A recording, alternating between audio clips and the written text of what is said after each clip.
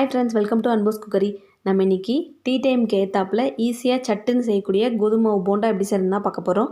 எப்படி செய்யலான்னு பார்க்கலாம் வாங்க. நான் ஃபஸ்ட்டு ஒரு கப் அளவுக்கு கோதுமை மாவு எடுத்திருக்கேன். இது கூடவே 2 டேபிள் ஸ்பூன் அளவுக்கு அரிசி மாவு சேர்த்துக்கிறேன்.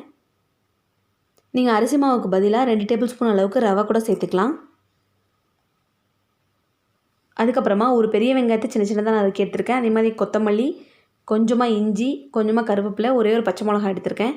இது எல்லாத்தையுமே சின்ன சின்னதாக நறுக்கிட்டு இதில் சேர்த்துக்கிறேன். நீங்கள் ஒரு கேரட் கூட திருவிட்டு இதில் சேர்த்துக்கலாம்.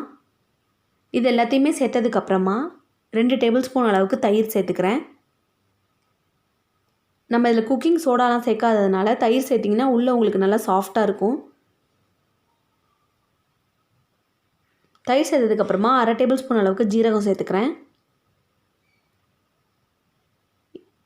இந்த டிஷ்ஷுக்கு தேவையான அளவுக்கு உப்பு சேர்த்துக்கிறேன். இதுக்கப்புறமா இதை ஒரு தடவை அந்த தயிர்லேயே நல்லா கலக்கி விட்டுடலாம். இந்த தயிர்லேயே நல்லா கலந்து விட்டதுக்கப்புறமா கொஞ்சம் கொஞ்சமாக தண்ணி தெளித்து நம்ம போண்டா பதத்துக்கு மாவு கலந்துடலாம். கொஞ்சம் கொஞ்சமாக தண்ணி தெளிச்சுக்கோங்க, ஏன்னா நம்ம தயிர் வேறு ஏற்கனவே சேர்த்துருக்கோம். இப்போ நம்மளோட மாவு தயாராகிடுச்சு. இந்த அளவுக்கு கெட்டியாக அது ரெடி பண்ணி வச்சுக்கோங்க. ஒரு 10லேருந்து 15 நிமிஷம் வரைக்கும் நீங்கள் தாராளமாக இதை ஊற விடலாம். நான் ஒரு 10 நிமிஷம் ஊற வச்சு எடுத்துட்டேன். இப்போ நம்மளோட எண்ணெய் ரெடி ஆகிடுச்சு. மீடியம் ஃப்ளேமில் வச்சுட்டு சின்ன சின்னதாக போண்டாவாக இதில் சேர்த்து பொரிச்சு எடுத்துடலாம். ஒரு பக்கம் வெந்ததுக்கப்புறமா லைட்டாக இன்னொரு பக்கம் திருப்பி விட்டுடலாம். இதை ஓரளவுக்கு மீடியம் ஃப்ளேமில் வச்சு வேக வச்சுக்கோங்க, ஏன்னா கோதுமை உள்ளெல்லாம் நல்லா வேகும். அப்போ தான், இல்லைனா மேலே மட்டும் ப்ரௌன் ஆகிடும், உள்ளே இருக்க உங்களுக்கு வேகாது.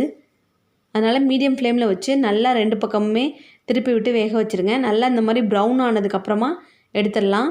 நம்மளோட இப்போ போண்டா ரெடி ஆகிடுச்சு. கண்டிப்பாக இது ஒரு ஈவினிங் ஸ்நாக்ஸ்க்கு சூப்பரான ரெசிபி. இதை கண்டிப்பாக நீங்களும் ட்ரை பண்ணி பாருங்கள்.